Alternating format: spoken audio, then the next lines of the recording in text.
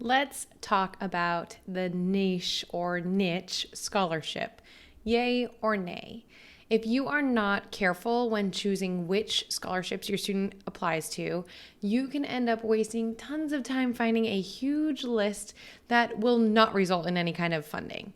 This is same if your student is building their own list. We don't want to waste anyone's time, so we want to make sure that every scholarship applied to is worth our precious time, and we don't want to waste any time on scholarship scams. Now, I will tell you that this is actually from personal experience where I wasted an entire year on scholarship scams.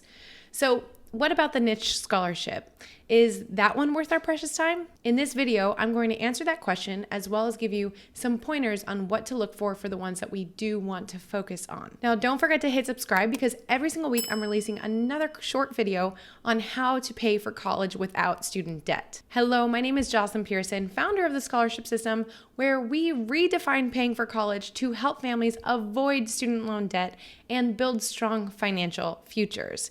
Now, our main weapon against student loan debt is securing scholarships. So this is our bread and butter. In fact, we've helped families secure now over $7 million in scholarships over the years we've been doing this. So I think it's safe to say that we have seen this scholarship pop up in many posts among our members in the scholarship system. So what is the niche scholarship? Well, if you're looking this up, you probably already found this. The niche website collects a lot of students' information, including what their future plans are, their majors, their school year, etc. And they do have a list of scholarships that students can apply to. However, the niche scholarship specifically is one that you can apply to through their website. Now, typically when you see this, you'll see easy scholarship or no essay scholarship in the title. Now, when you're looking at their website, there are a lot of other ones like this, like, of course, the niche one. You have Be Bold, you have one by Sally Mae. Basically, most companies that would benefit greatly by bringing students to their website, you'll see that they have ones like this. Now, just a quick story. As a student, I loved these because they took me 5, 10, maybe 15 minutes. I could sit in front of my favorite television show and knock out a dozen of them in very little time. They didn't require essays. They didn't require resumes or cover letters or anything like that. I didn't have to get a copy of my transcripts. And so it was so easy for me to just knock those out and, of course, tell my mom, hey, yeah, I'm applying to scholarships. Now, one parent said something to me once. They said, well, Jocelyn, of course, someone has to win these, and you'll see a page where there are winners. But the question is, how many actually submitted the application? So let's get into should we do this or not. When it comes to these scholarships, what we call them are sweepstakes scholarships. Now, here is the challenge with sweepstakes scholarships. First and foremost, they're based on luck. The only thing students are submitting is their name, their basic information. They're not really doing many essays, or if there is an essay, it's maybe a few sentences. There's nothing truly proving if they're competent and worthy of receiving any kind of funding. Second, the opportunity to win is pretty much out of our control because of that. For example, there's nothing I can do to increase my chances of winning besides putting my name in the hat every single month or every single drawing. I cannot write a better essay. I cannot improve my resume. There's nothing within my control besides just putting my name in the hat. The other challenge with sweepstakes scholarships is that students can be competing against tens of thousands, if not even more students when it comes to these drawings. So if you think about it, they're collecting tons and tons, hundreds of thousands of emails over the year and only giving out one win a month. The reason we call these sweepstakes is because that's what they are. Let me go ahead and show you quickly what I'm talking about. Okay, so let's just look at this no essay scholarship rules. If you look at these, you will see that it is, first off, one entry allowed per person. A new winner is chosen every sweepstakes period. And then you can see down here that the odds of winning will depend on the total number of eligible entries received as of the drawing date. So this is purely based on a drawing. And you can see here even this scholarship name, sweepstakes. So lots of different legal jargon here around basically the fact that this is kind of a lottery system. It's basically a lottery. Now, the other thing with this, not only is it a lottery, like I've described, but also they are typically selling your students information. So it's nice of them to give an opportunity for students to opt out, as you can see here.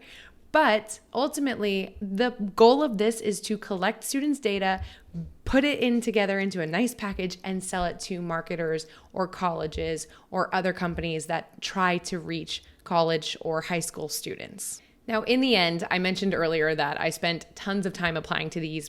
This was especially in my junior year in high school. You may not be surprised to hear that I never heard back from any of them. And in fact, in doing this for over 10 years now, I have yet to see a single student win one of these. The thing is that while each individual application took a few minutes, maybe 15 minutes, if I actually added up all the time that I put into these sweepstakes or drawings, you will actually see that I spent probably over a dozen hours on these applications. We don't want your student doing that. If you can take a few hours with your student to craft a well-written essay and all the other materials required for a legitimate scholarship, that actually has a chance of resulting in funding for college, that is way more worth your and your students' time in the end. So I do want to get into what to look for on the ones that we do want to spend time on, but ultimately my point here is that for us, whenever people ask us about the niche scholarship or any of these no essay, easy scholarships, enter to win scholarships, we typically say to avoid those. So what do we want to look for? So we want to focus on legitimate scholarships, ones that are by accredited businesses and organizations that are also less competitive. So for example, I had one scholarship that I found that was a smaller dollar local scholarship, but in the end, there were only 4 applicants.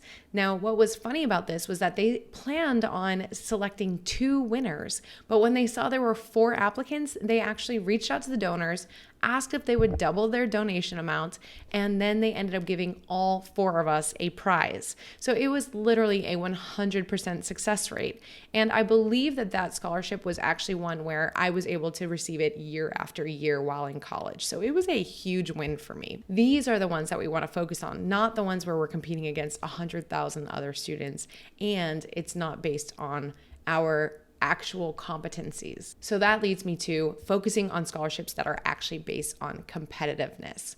So when we're looking at scholarships, we want to make sure that we can sell ourselves, that your student can write a better essay or improve their resume or get a better recommendation letter. We want materials that actually give us an opportunity to tell the judges why we deserve that money.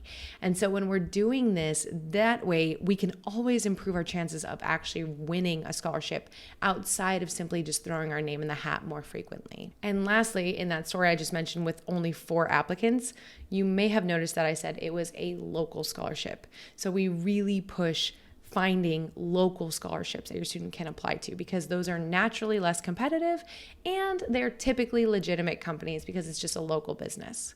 So if you want specific steps on how to find these, how to craft a list of scholarships for you and your student to go through, you can actually click on our free training. I have a free webinar that I'm linking to in the description, all about how to build that list, how to spot scams. I give more specific examples and what specific search methods we want to use to find those legitimate scholarships that are less competitive. So make sure you register for that free training below, or you can click, there should be a button somewhere on the screen where you can click and go to a video on that. So niche scholarship, yay or nay? For us, we vote nay. This is because we want your student to focus on legitimate scholarships that actually give them an opportunity to improve their chances of winning by becoming more competitive, which is exactly what we teach in the scholarship system.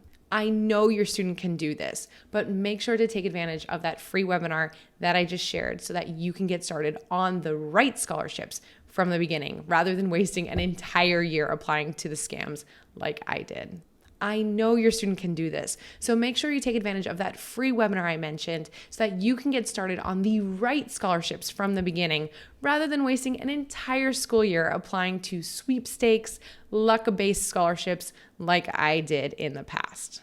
Now, lastly, for more tips on how to pay for college, including an upcoming one on scholarship taxes, make sure you hit the like button and subscribe to our channel, because every single week you're going to get a new strategy on paying for college. I will see you there.